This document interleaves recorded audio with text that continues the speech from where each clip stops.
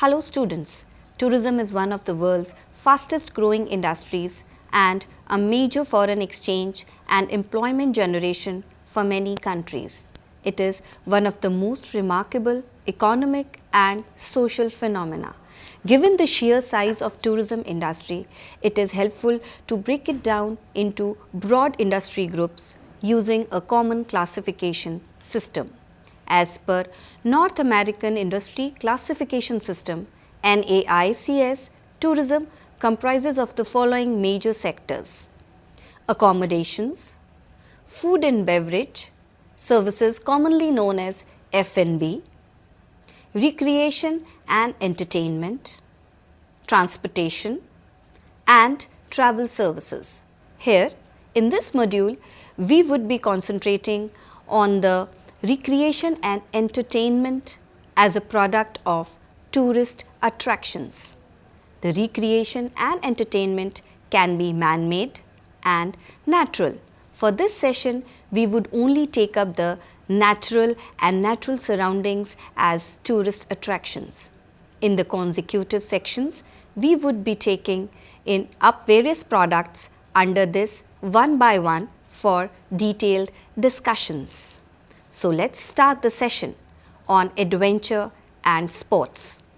The session flow with the learning objectives would be as follows: understanding the difference between adventure and sports, knowing and understanding sports tourism, its history and current status, knowledge of the factors to develop sports as tourism attraction, understanding the classification of sports tourism, knowledge of various sports, insight into the impacts of sports tourism, socio-cultural impact, environmental impact and benefits of sports tourism.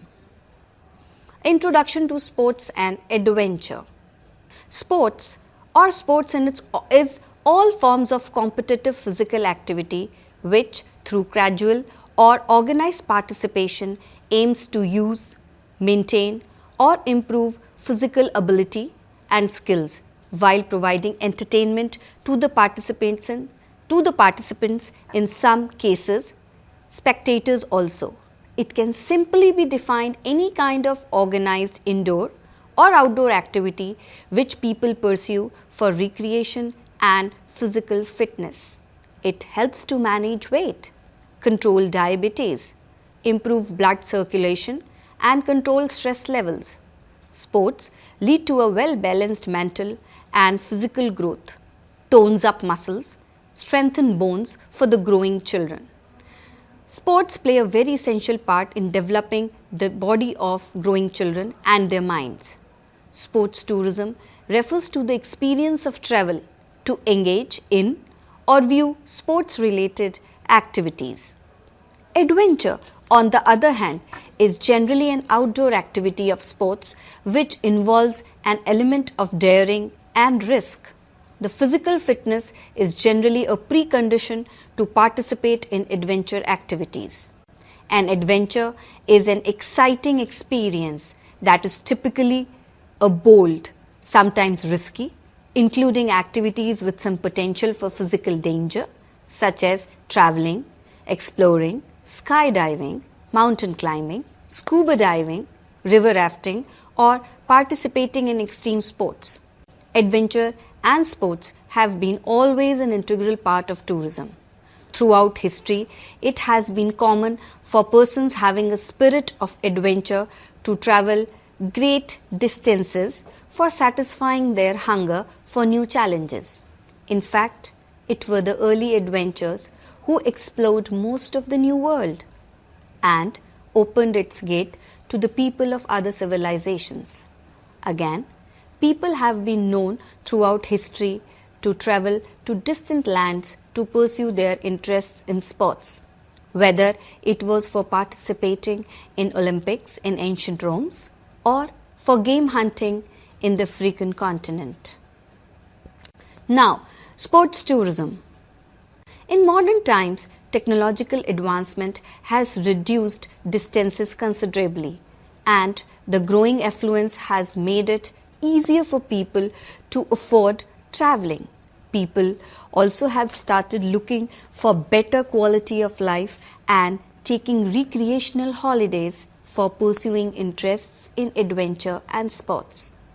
In countries having a marked degree of affluence, many centers of tourism owe their existence to the facilities and infrastructure offered to adventure and sports. Today, centers like Chamonix, Zermatt, and Lizane in the European Alps are household names for the adventure lovers due to their being great places for mountaineering and skiing. Similarly, administrators in places like Colorado, USA and Nepal have laid great accent on the adventure activities to promote tourism in their areas. Sports tourism is witnessing 10 to 12% growth as Indians are showing more and more enthusiasm for visiting a country to attend sports events. According to industry experts, according to the estimates, global tourism was worth $7 billion in the year 2017. While it is a mature industry overseas, in India it is still in infancy stage. His first love for Indians is cricket, and they travel to watch the game, whether in India or overseas, he added. There has been also a shift in the interest for other sporting events like the Soccer World Cup or the Olympics. We see 10 to 12% growth in arrivals to these destinations when a major sporting event takes place, he said. Indians travel to Australia, New Zealand, Sri Lanka and England to watch cricket matches. However, over the last 10 years, there is a growing interest to watch the Olympics, the Soccer, World Cup and Grand Prix, Formula One motor events. He said this segment is primarily dominated by men who come together to watch the sporting event. Large companies are also organizing incentive trips for their top performers and use this opportunity for team building activities. Indians who travel for such events usually extend their stay for a couple of days or a week to explore the destination, Anand said. Echoing a similar view, Expedia in India marketing head, brand Manmeet Ahluwalia said India saw a change. Over the years, Indians have explored and shown interest in other sporting events including football, tennis, Olympics, Commonwealth Games, Grand Prix Formula One motor event, among others, he added. Indians have always loved both sports and travel, so holidays around sporting events are the perfect combination to satisfy two cravings at once, he added. Many people use these trips as an excuse for a longer holiday, combining their sporting passion with a general love for travel. On the other side, many in tourism industry have also begun to realize the value of wooing these tourists. Many of them fall into the high spending category, stay longer than the tourist categories. Different types of people who are attracted to adventure and sports giving a boost to the tourism include the following. For many of them, these activities are full-time profession. So, they like to go to the places where good facilities are available for a particular activity. Some people visit a place for holidaying and want some extra recreation and adventure. And in case the destination offers such facilities, it is an additional attraction for the tourists. People who pursue different sports for physical fitness or a hobby are likely to be attracted to such places where good facilities are available. Many times, sporting events or competitions attract large number of visitors, giving a boost to the tourist traffic like Olympics, World Cup, etc. Many people visiting a destination get interested in the sport or adventure which enhances the enjoyment and makes the trip memorable. So, in nutshell, we have the following categories of people for sports and adventures. Tourists with high level of attainment as professional, people who have been practicing it as a regular hobby, people who are beginners and would like to try their hands if they get a chance. The spectators who like to see a competition or a performance. Factors to develop sports as a tourist attraction. In order to be an attractive tourist package and for being commercially viable, the sports and adventure should fulfill the following criteria. It should not be very expensive, making it unaffordable for average paying tourists, should not be very difficult to learn the skill to participate in the activity.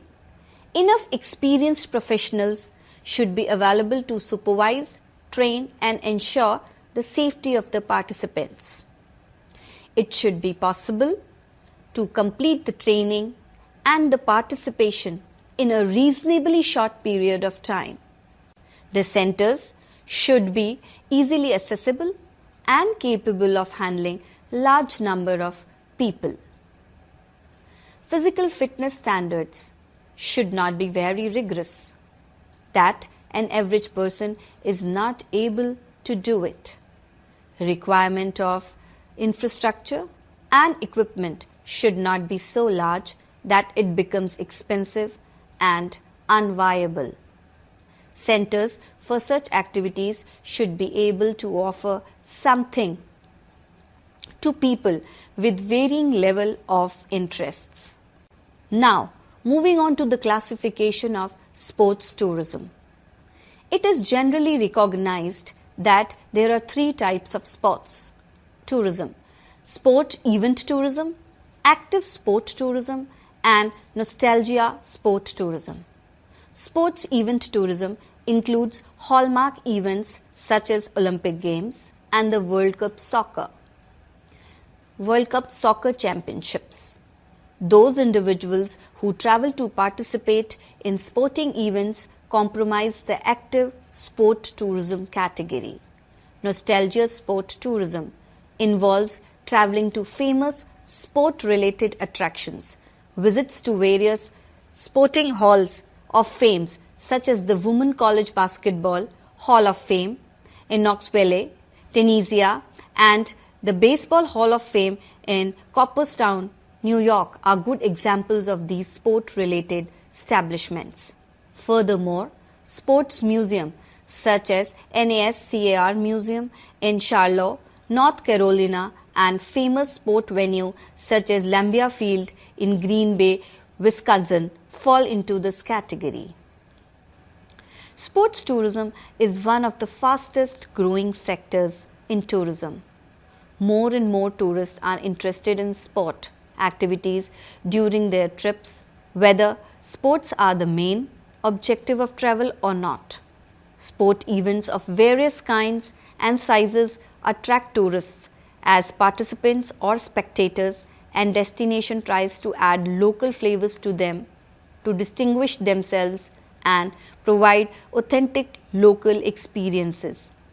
Mega sport events such as Olympics and World Cups can be a catalyst for tourism development if successfully leveraged in terms of destination branding, infrastructure development, and other economic and social benefits. A wide range of sports, leisure, and recreation activities are available in India. Some of these need elaborate infrastructures, while others can be arranged with limited resources. These may be divided into two: indoor and outdoor activities. Indoor. Among indoor activities, we can list badminton, table tennis, billiards, squash, skating, etc. Some table games like chess, bridge, which is a game of cards, carom board, etc. Most of the popular tourist destinations have many of these sports. Generally, they are available in established clubs or big hotels. In case of clubs, the facilities are available to members only, while most of the visitors to the town are non-members. Many such clubs, especially in hilly towns, have a provision to give temporary membership after charging a short-term fee. In most of the cases, these clubs are managed by the state or affluent sections of the town. Consequently, generally government officials or high-budget tourists manage to avail the facilities. The opportunities for general tourists are very limited. In the case of hotels, the sports facilities are available to residents only. In a few cases, they allow non-residents also, but for a fee which is normally very high. In some places, a few entrepreneurs have opened small places where facilities for one of the more games are made available after charging a fee. But the number of such places is very few. There is enough scope for opening such enterprises. Table tennis and badminton do not need much investment apart from the space. Billiards equipment is expensive. Sports like squash and skating need more initial investment, but chess, carom board and a table with cards for bridge can easily be provided by small hotels, tourist lodges and even by those who offer paying guests accommodation. The guests can use them during spare time.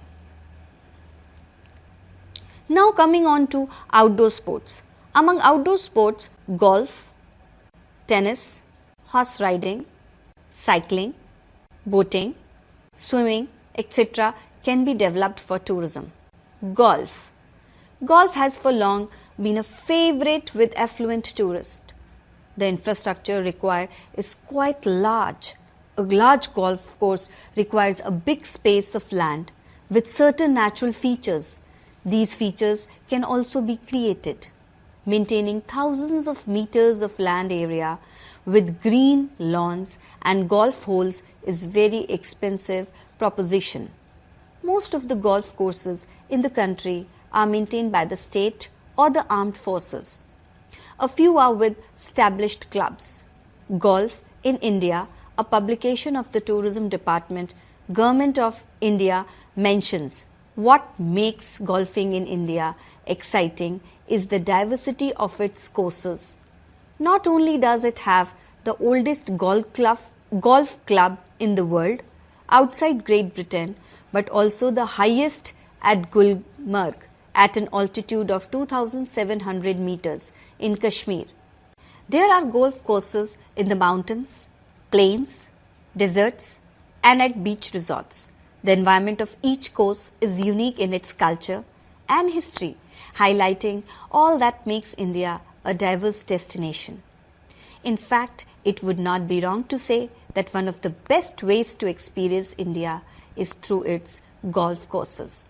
Realizing the potential of golf tourism, most of India's golf courses are well connected by road, rail and air and have excellent accommodation facilities. Unfortunately, India has to still rely on the West for golfing equipment, and visitors are advised to carry their own sets with an ample supply of balls. There are around 160 golf courses in the country. All of them need a membership. Most of them offer a temporary membership for shorter durations. In many cases, golf clubs also have facilities for tennis, table tennis, billiards, restaurants and bars. Facilities like floodlit golf courses would be required as temperature in our country is more conducive to sports in the evenings.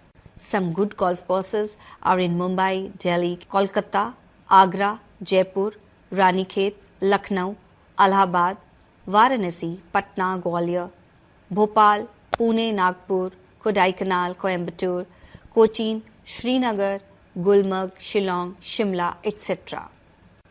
Moving on to another exciting outdoor game, tennis.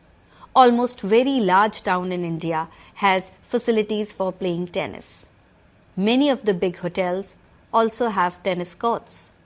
In most of the hill stations and tourist places, tennis clubs extend temporary membership after charging a moderate fee. Horse riding. In most of the hill stations, horse riding facilities are available. These provide an excellent part-time sport. Children enjoy pony rides. They are also of great use in going to difficult heights for sightseeing. In addition, they help in transporting people from one place to another. Generally, these horses or ponies are available on hire for a fee on time basis or the distance to be covered. In most of the cases, they are owned by individuals and are registered with the local bodies or associations. In some places, tracks for the horses pony riding are separately marked. The persons attending these horses also accompany the riders and work as local guides. The riders are generally safe if proper instructions are followed. Cycling. Cycling as a sport is not very popular from the point of view of sports. In a number of towns, cycles are available on hire. These can be hired for sightseeing where distances are not much. The advantage for a tourist here is that the journey can be paced as per the tourist's requirement, enjoying the flora, fauna, and scenery on the way. The absence of separate cycling tracks makes it unpopular among foreign tourists. There is a lot of potential for developing and popularizing it. Offering sports bicycles on hire is one example. A lot of cycling clubs have also cropped up in India now. Swimming. Swimming is fast emerging as a popular sport in India. All the big hotels have swimming pools. A large number of swimming pools are maintained by sports bodies, local municipal corporations, and clubs. Sea beaches extend an excellent natural facility for swimming and fun in water. At many beaches, there are marked areas for swimmers with facilities for bathing and changing clothes. In most of the swimming pool, trainers and lifeguards are also available. The swimming is very popular with tourists, but facilities for low-budget tourists are not adequate. Boating.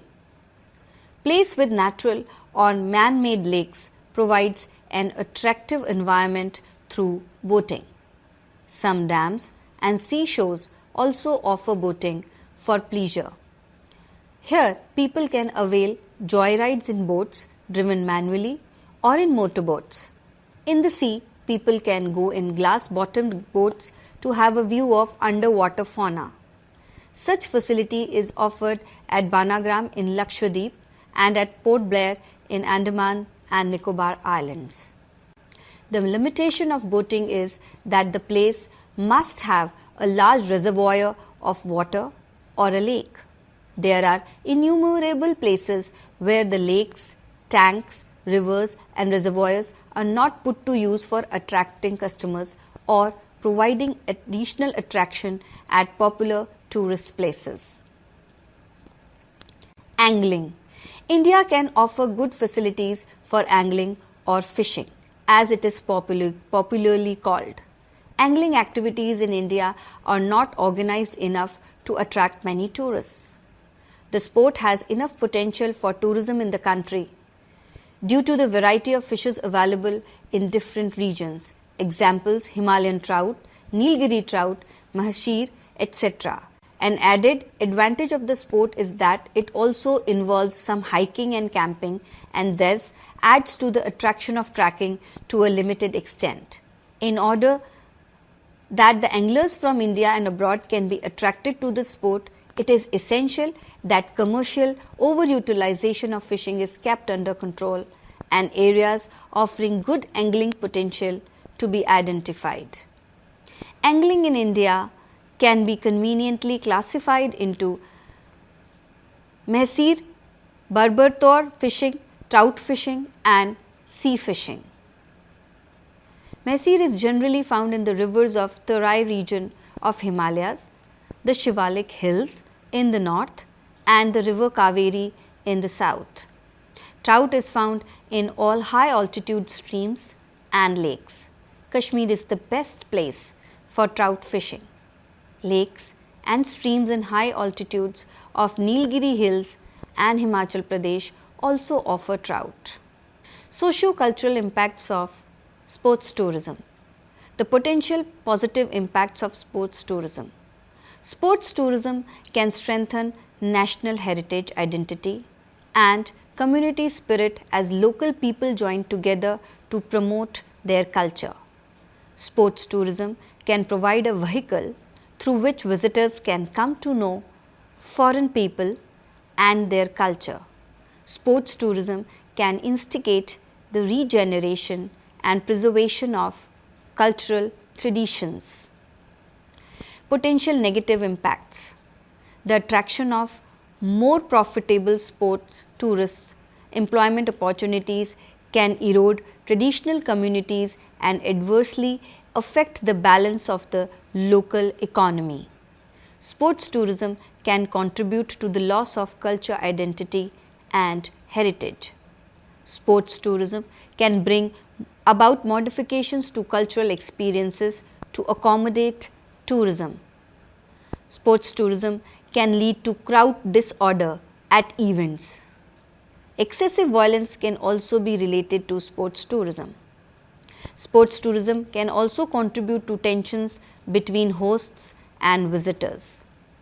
Moving over to the environmental impacts. Mountain bikers can damage the plants and soil. The noise and light from the speedboats and rally cars can rout animals. Campers, hikers and boaters can dump rubbish in the parks and streams, thus polluting them. Boat anchors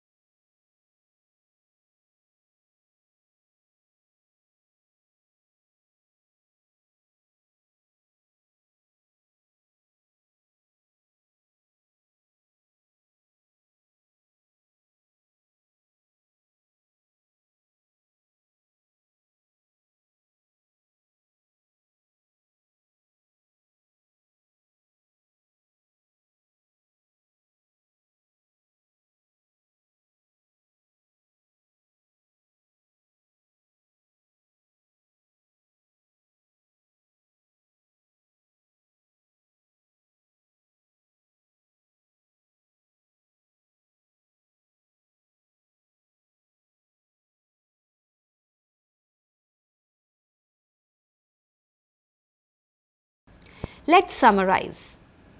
This session was an attempt to familiarize you all with the following. Difference between adventure and sports. What is sports tourism? How did it evolve and its status in India? Factors to develop sports as tourist attraction. Classification of sports tourism. Classification of sports on the basis of the place where they are played, indoor as well as outdoor. The impacts of sports tourism, socio-cultural impact, environmental impact, benefits of sports tourism. Hope you find this session interesting and it has been able to give you a fair idea of how sports can be instrumental in making a destination attractive by adding value and thus fueling the growth of tourism. Thank you so much.